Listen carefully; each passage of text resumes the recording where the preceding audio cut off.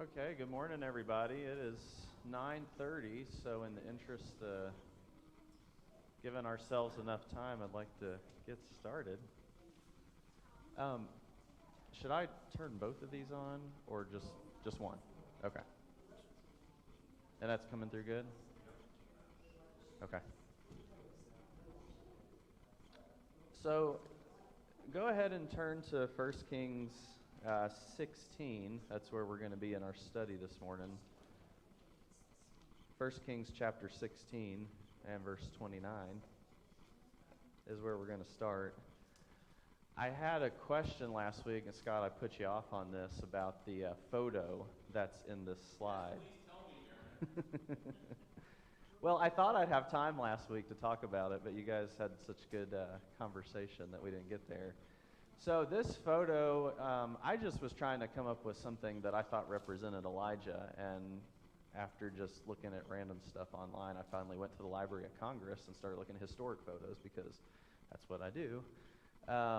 And this is a early 20th century picture of a flower growing. It's actually in Palestine. It's actually in Israel somewhere.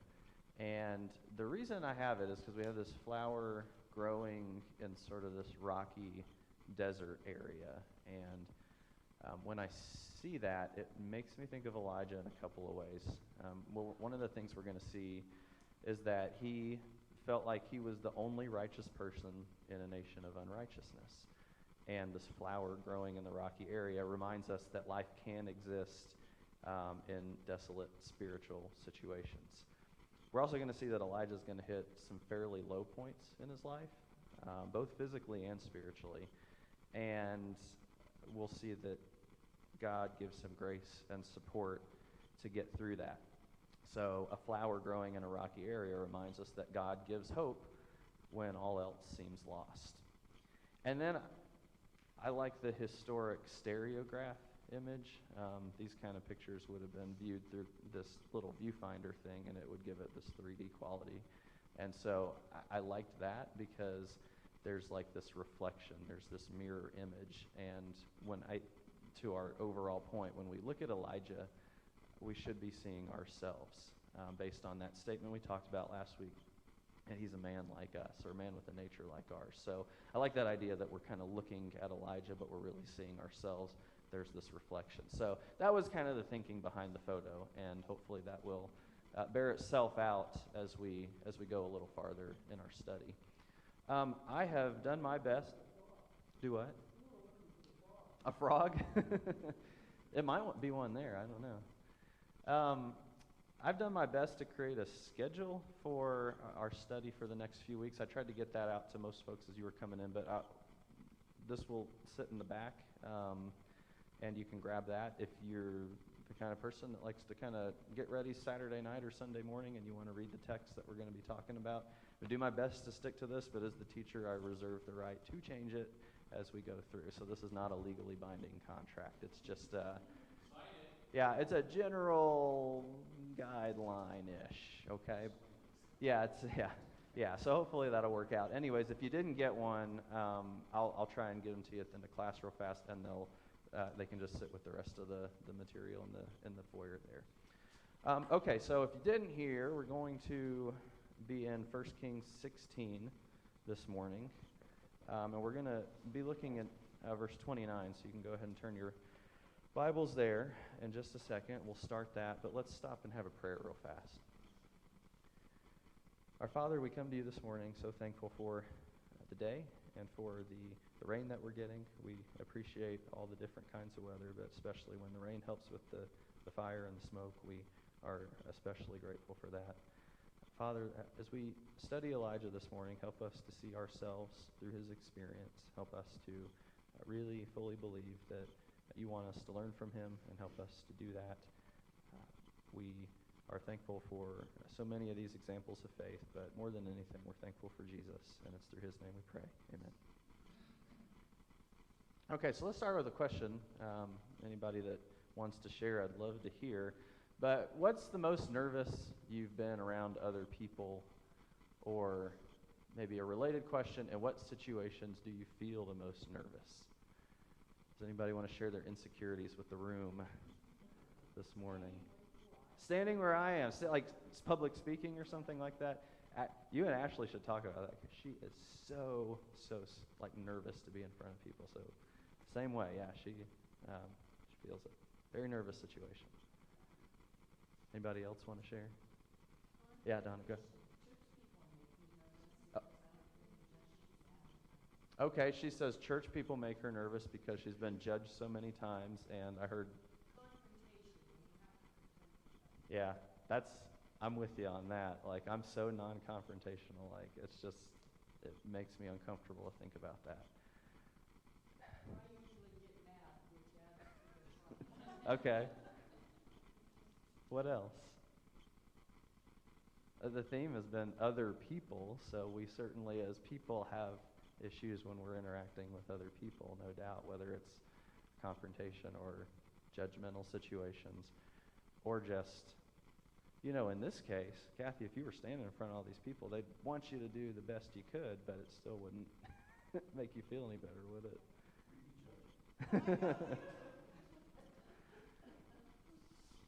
Okay, so hopefully y'all are kind of thinking about uncomfortable situations. That's what I want you to feel when you come in here, obviously. But I think we're going to see that maybe there's a connection with where we meet Elijah. Let's read our text. It's going to be 1 Kings, verse 29, or 16:29 through 17, verse 1. And just get that in our minds as we start. So in the 38th year of Asa, king of Judah, Ahab the son of Omri began to reign over Israel. And Ahab the son of Omri reigned over Israel in Samaria 22 years. And Ahab the son of Omri did evil in the sight of the Lord, more than all who were before him. And as if it had been a light thing for him to walk in the sins of Jeroboam the son of Nebat, he took for his wife Jezebel, the daughter of Ethbaal, king of the Sidonians, and went and served Baal and worshipped him. He erected an altar for Baal in the house of Baal, which he built in Samaria. And Ahab made an Asherah. Ahab did more to provoke the Lord, the God of Israel, to anger than all the kings of Israel who were before him. In his days, Hiel of Bethel built Jericho. He laid its foundation at the cost of Abiram his firstborn, and set up its gates at the cost of his youngest son Segub, according to the word of the Lord, which he spoke by Joshua the son of Nun. Now Elijah the Tishbite of Tishbe in Gilead said to Ahab, As the Lord, the God of Israel lives, before whom I stand, there shall be neither dew nor rain these years, except by my word. So, when we meet Elijah, it's in a situation that I would want absolutely no part of. It's a situation that involves speaking in front of other people. It's a situation that involves drawing attention to yourself. It's a situation that involves being the only person to do right when no one else is. And so I think that I really want to bring out what this means for him to go into that situation this morning. So we're introduced to Elijah in the context of King Ahab's leadership. And so I think that the writer wants us to know about the world that Elijah lived in. So let's start with this question. What does the writer want us to know about Elijah's world? Anti-God. Okay, anti-God. What do you mean, Jerry? Explain that a little bit. Well, they were worshiping idols. Okay. Okay, so we have idol worship, we have Baal worship, very specifically. And he said anti-God as a way to sort of summarize that. Certainly not wrong about that at all. What else about this world? How do we want to understand this?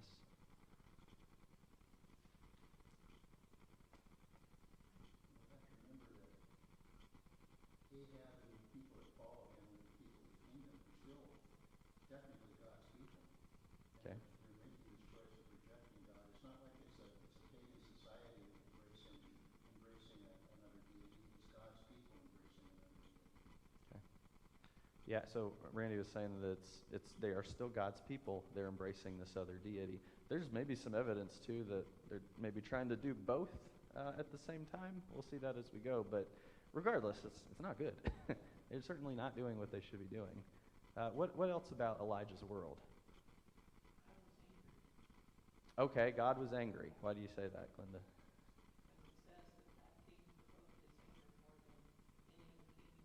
That's bad, right? Even if you just like trace back through chapter 16, each king says that they did bad, and usually it's saying, yeah, they did worse than the guy before him. And so Ahab is building on this amazing foundation of horrible leadership. It's not the kind of, he's not going to be hanging this on his office wall, right? The certificate that he gets angered God the most. That's certainly nothing to be proud of. One of the things we learn about Ahab's father, and it's very clear, Ahab the son of Omri, it says it like 3 times in the span of 2 sentences. During Omri's leadership, there is a great building program, there's great wealth, there's national prominence around the surrounding nations. It is a time of great political, economic prosperity. So not surprisingly, we see this building and this shift into even more sinfulness. The writer wants us to know that he did really bad in comparison to everybody else, but who's the example that specifically he's held up against? Okay, his father. There's another king mentioned. Yeah, Jeroboam. Does anybody remember much about him? I was putting you on the spot, but yeah, Andy, go ahead.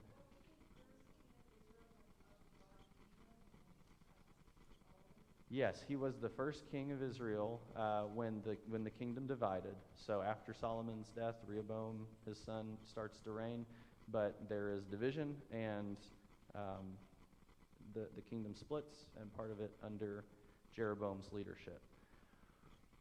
Anybody else remember something about what he did? Go ahead.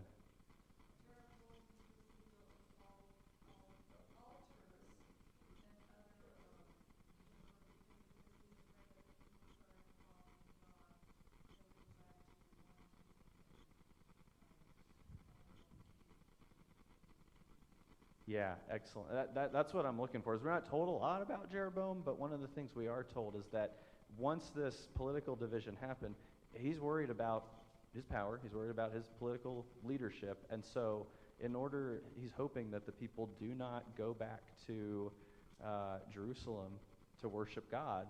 And so he sets up these 2 golden calves. Remember that? Puts them at 2 different points.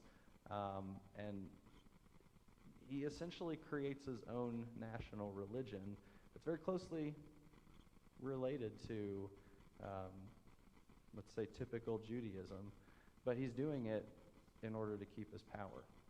So that's the kind of stuff. And if you want to look at that closer, it's in chapter 12 of 1 Kings. What we learn about Jeroboam is that there are statements like he did evil above all who were before him. God talks about, you cast me behind your back. It's a really bad situation. And that's who Ahab is said to consider what he did as trivial. So just for comparison, we realize this is a bad guy, Ahab is, but what he's then doing is leading them into this anti-God situation, as Jerry was saying. What's the way that symbolized the most? We have the Baal worship, but how does the Baal worship come about?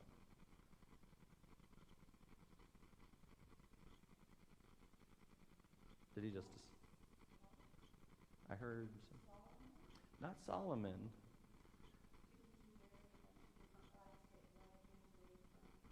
Yeah, that did happen, yes. So in this text specifically, it's his wife, Jezebel. Do you get good images in your mind when you hear the name Jezebel? When we were kids, it was me and my sister and 2 cousins that were also female, and my sister and the cousins, they would go into my grandma's makeup and put it all on and get all done up, and my grandpa would always call them little Jezebels once they did that. That's what I think of. He didn't mean it in a nice way, obviously. We'll see more about her as we go, but right now it's enough for us to know that it's because of that Ahab then actively embraces this Baal worship. And so that's important, I think, to note that he's intermarrying with people from other nations, which they are not supposed to do. And we have the idol worship. We see that he served Baal, worshipped him. He erected a house for Baal and an altar in Samaria, which is the capital city. So it's just not in the city, but it's right there in the capital city. We see that situation getting worse. And what do you all make about verse 34? This kind of seems like a cast-off statement, this Hiel rebuilding Jericho. Yeah, well, yeah, that whole sort of story there. Any thoughts about that? It seems important because it's right here in this context.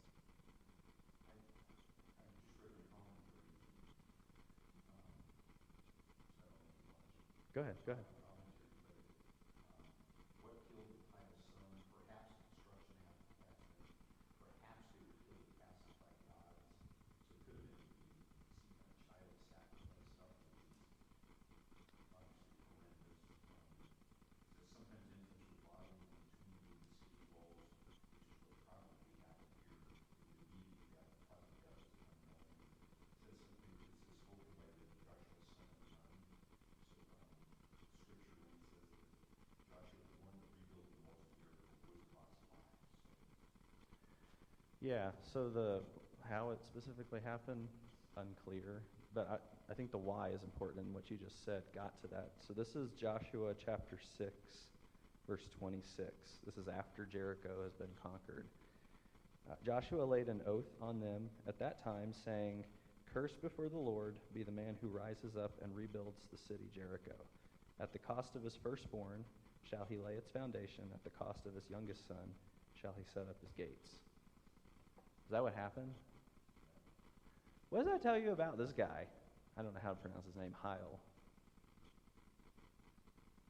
Would he have known, probably, that this was there? That this had been said? And he said, you know what? We need to rebuild Jericho. Hey, wait a second. What about your kids? Remember what Joshua said? I don't care. Like, that's pretty bad. What I'm seeing here is it's not just Ahab. It's not just happening at this royal level, but we have this kind of trickle-down effect to the point that no regard for the lives of his sons, no regard for the word of the Lord. Go ahead. It seems that, God is not happy in these poor sin, but if I'm just sinning and hurting myself, that's bad enough. But when I start to influence, I'm in a leadership position like this guy is, and I'm influencing the whole, maybe the whole outcome of mankind, that ain't going to happen. God is going to put a stop to it. And he tries to even warn them here, hey, don't do this. I took the walls down. You think you're going to put them back up? And there'd be no cost to it? This is not going to go well. Yeah, that's an interesting perspective. Other thoughts, Matt? Yeah, it does seem kind of random. You started talking about Ahab and Omri's dynasty here, and then all of a sudden there's this verse out of nowhere about this construction project at Bethel that causes the deaths of a couple sons or something like that. And then Elijah bursts on the scene in the next verses. Then we know who Elijah is. We've never met Elijah in chapter 17, verse 1. So I wonder if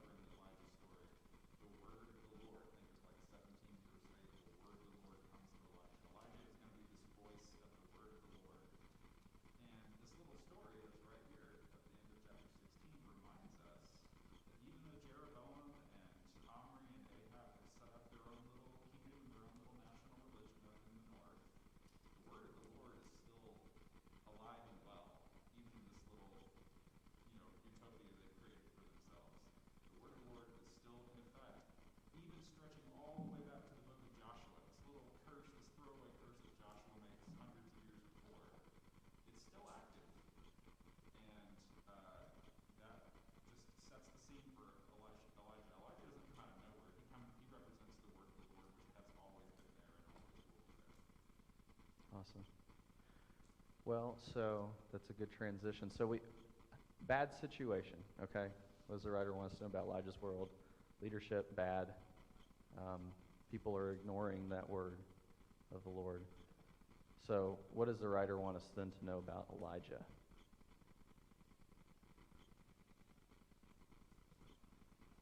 Matt kind of alluded to it when he was talking about it.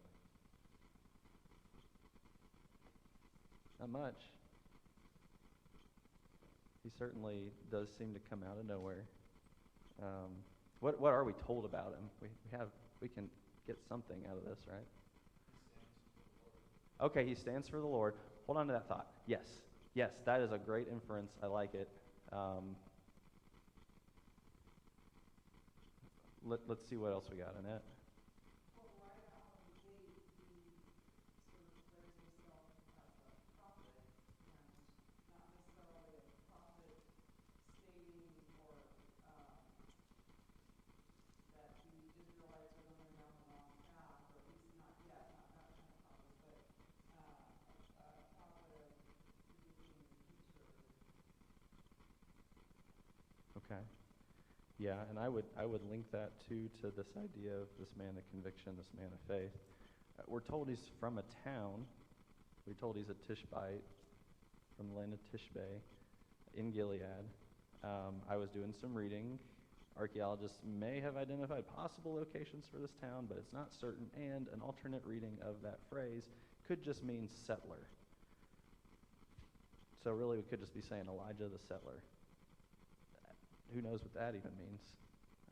I'm sure there's some good research to think about that. But the idea being like, we don't know about his family. We don't know about his occupation.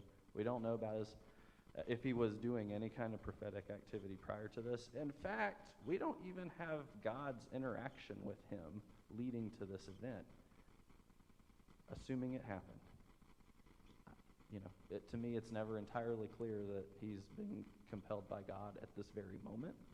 It's not until the next verse, which we'll talk about this next week, when he's actually told by God to do something. So there's certainly something driving him here. We just don't totally have it. I like how you're making that link, Matt, about, the word of the Lord is alive, so he's certainly compelled to do something. And I want to get into that as we move farther this morning. But we just don't know anything about the guy. Comes out of nowhere. And yet we can infer man of conviction, man of faith, willing to go into this situation and deliver this message. So Randy, then Glenda. What strikes me too is that the first time we see him, he has immediate access to Ahab. I mean, he goes and makes this declaration to Ahab, and we know nothing about him, but we do know that he has somehow the ability to come before the king. Okay. Good thought, Glenda. That's what I was going to say. Yeah, you don't just waltz in there. My assumption is that this is in like the throne room that's how I picture it, the throne room with the court around and all these people hanging out, which makes me even nervous, right? Think about not just talking to the king, but all those other people. And so he goes in and he has a message. What's his message?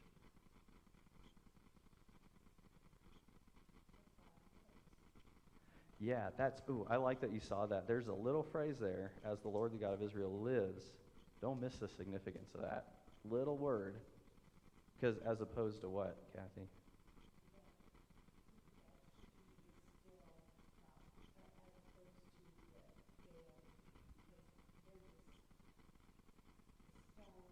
Mm-hmm.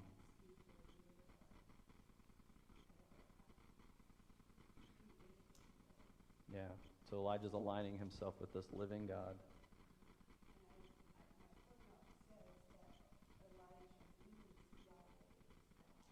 Okay. And so then he's saying, with that behind him, what's the rest of his message? I think this is related to a thought that Kathy just brought up. It is for lack of a better term, the impotence of false gods and Baal. Elijah's saying what? No rain. Baal was associated with fertility, thunder, storms, all this stuff that will be impacted by the lack of rain. And what he's saying is, I've got a living God, and through my word, it's not going to rain for years. How do you think the Baal worshipers took all that? What's the response in the room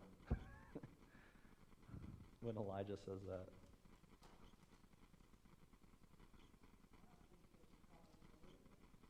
Okay, I don't think they believed him. It's very possible. Maybe they laughed at him. Andy was out of hand.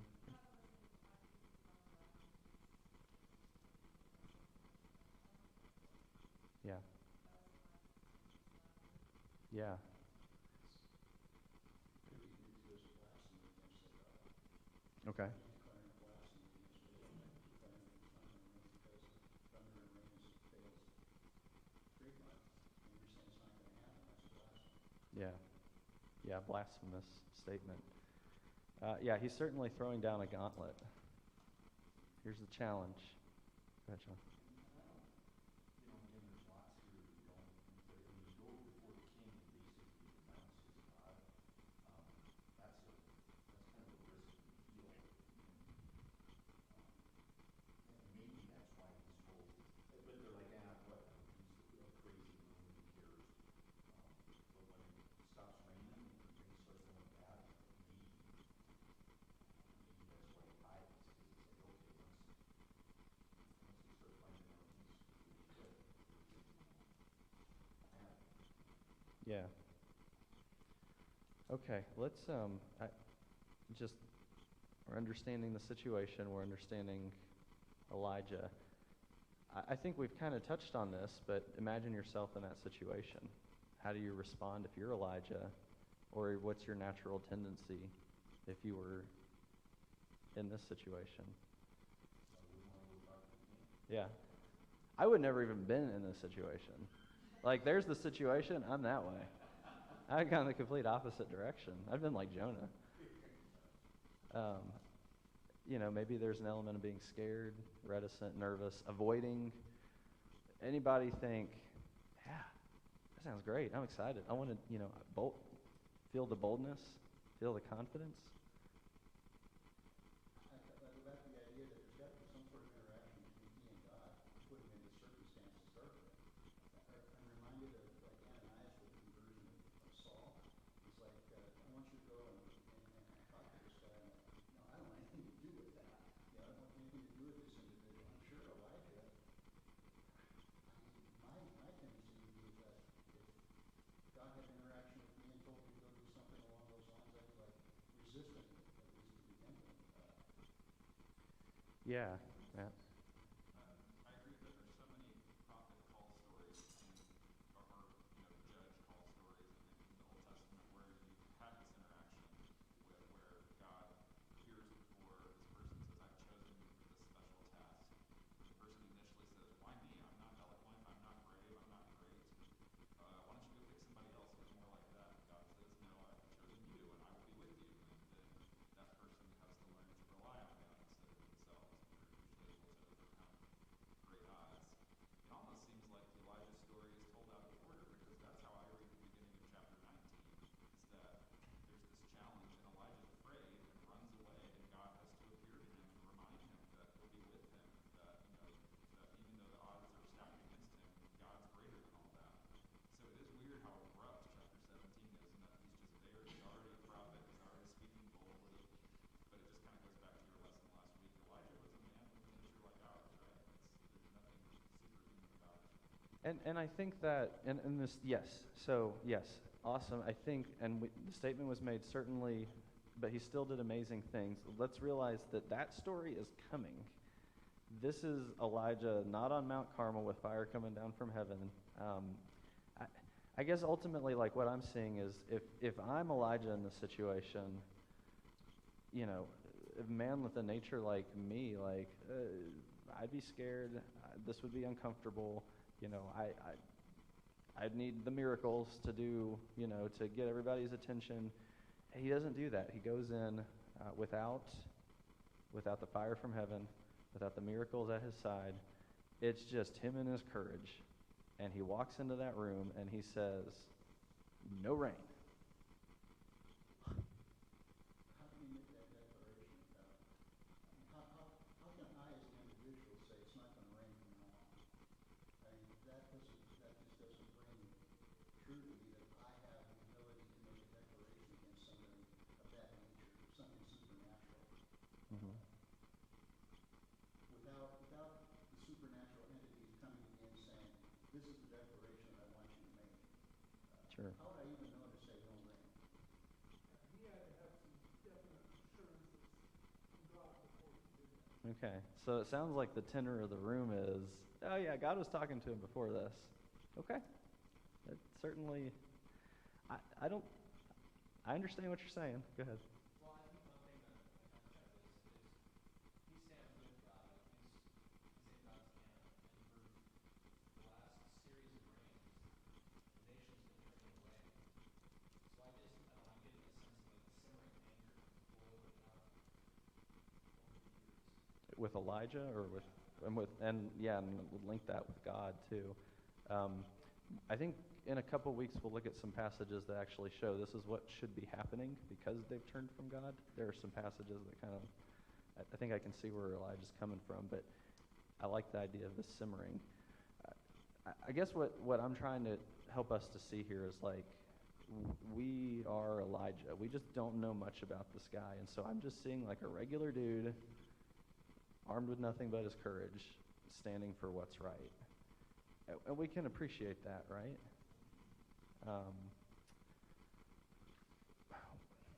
Go ahead, Randy. Yeah. But I was just going to say, and I get that. It's just the idea that going before the king and saying what you're doing is wrong, that's one thing. Right. Going before the king and saying it's not going to rain for years, Sure.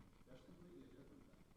So, that's the conflict I have without God's presence with Elijah's prayer. So. Sure. Sure. Let's think. We've got like 10, 15 minutes left. I want to go with this idea of regular people can do really amazing things without fire from heaven. And I keep coming back. The thing that I kept thinking of is idolatry. That, in a nutshell, is kind of what the defining feature of Elijah's world's like. We have the bad leadership, the evil leadership with Ahab.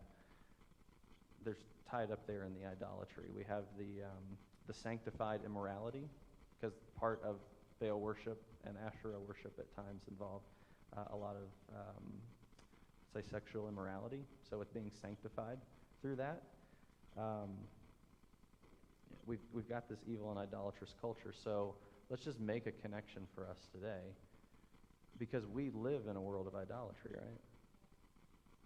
Let's think about that for a couple of minutes. What type of idolatry exists in our world today?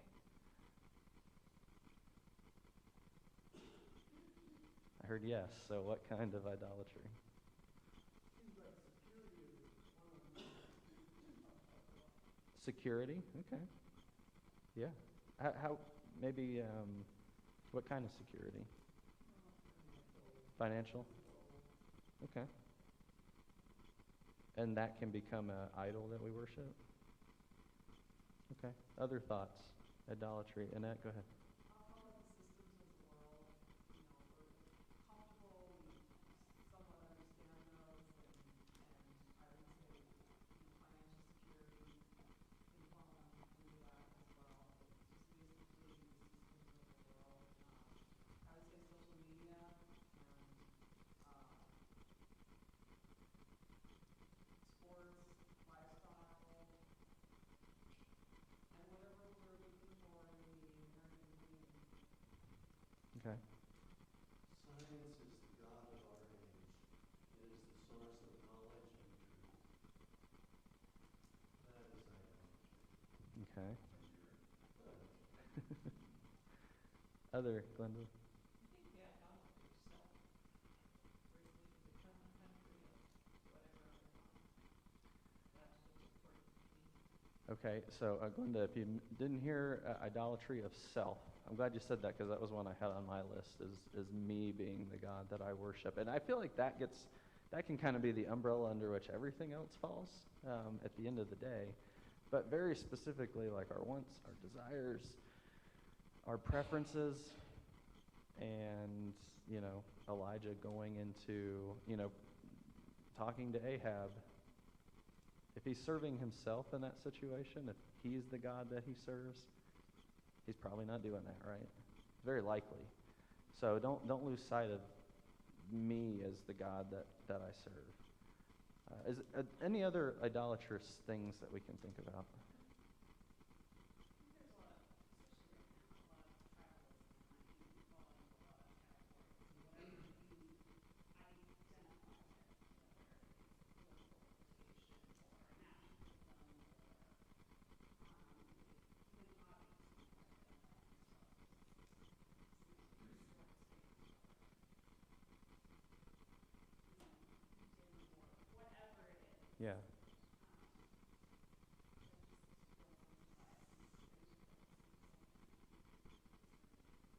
Yeah, so Christina was saying just this tribalism, things you identify with, and you get your worth from that. So it could be politics, it could be sports, it could be, you said veganism, it could be, your diet, it could be, but you're right, whatever. Like we find our, yeah, we find our people, and we like that, and we, we can prioritize that over God. I think that's a great point. I had broken it down in my list, kind of like we have cultural gods, entertainment's part of that as well, materialistic gods, relational gods, your family and your friends.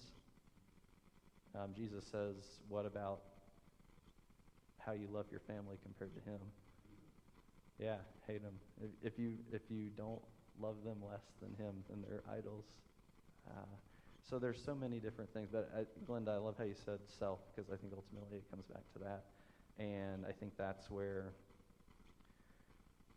if we think about what Elijah did and how we want to identify somebody doing an amazing and a great thing, he didn't do what I would have done. Gone the other direction. He did, by making that statement, and again, whatever God communicated to him, we'll leave that. It's a good discussion.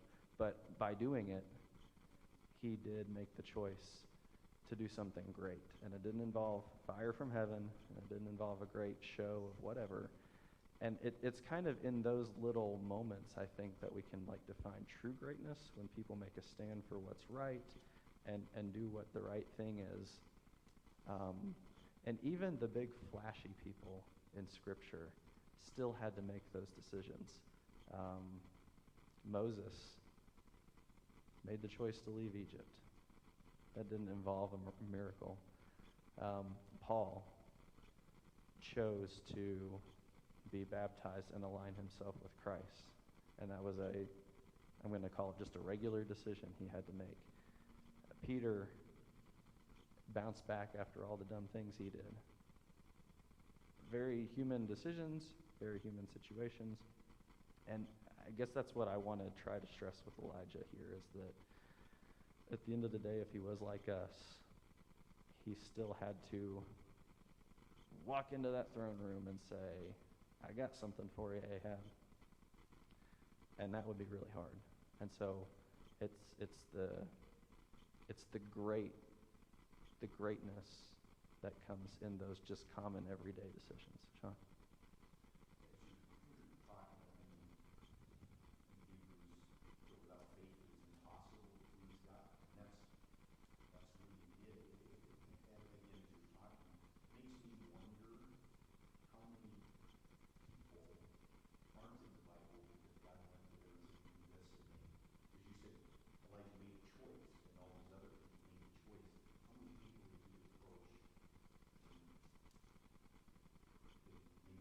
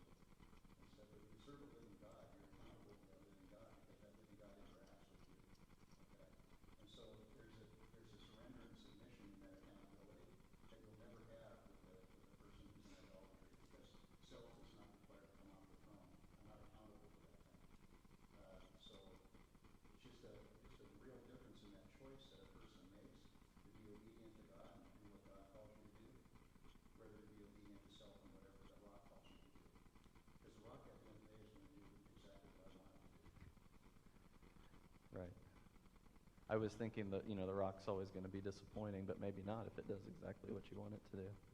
Yeah. Other thoughts? What are some of the ways that we can do this on a daily basis? I mean, where are our Elijah before Ahab moments just on a daily basis? And I don't mean walking into, the governor's office and telling him what's up. Not what I mean.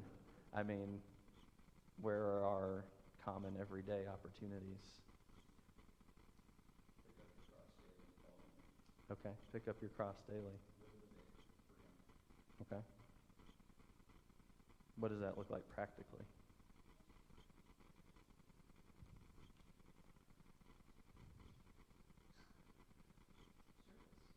Okay, service. You have a chance to help somebody out instead of passing on by. Submission. You can be active in the education of our children rather than passive. I'm learning. So I get, after about 8 o'clock at night, I'm pretty worthless. Like, I just get tired because I wake up early every morning. And I'm learning that we've got to read to the baby and say his prayer before he goes to bed, and that's usually happening sometime after 9, and I just don't feel like it. But I've got to make that choice for his well-being, that we've got to do that. And Ashley, to her credit, is, Daddy's going to read you a story and say a prayer. Okay. Sometimes I'm asleep, too, on the couch, and I'm never happy when he wakes up. But you see what I'm saying? Like, it's those little decisions that can make the biggest difference. How you interact with what's on your television, how you interact with your friends and your family, forgiving. Sometimes just like smiling to somebody or saying hi to them. Like, it's just those little things that can make a difference that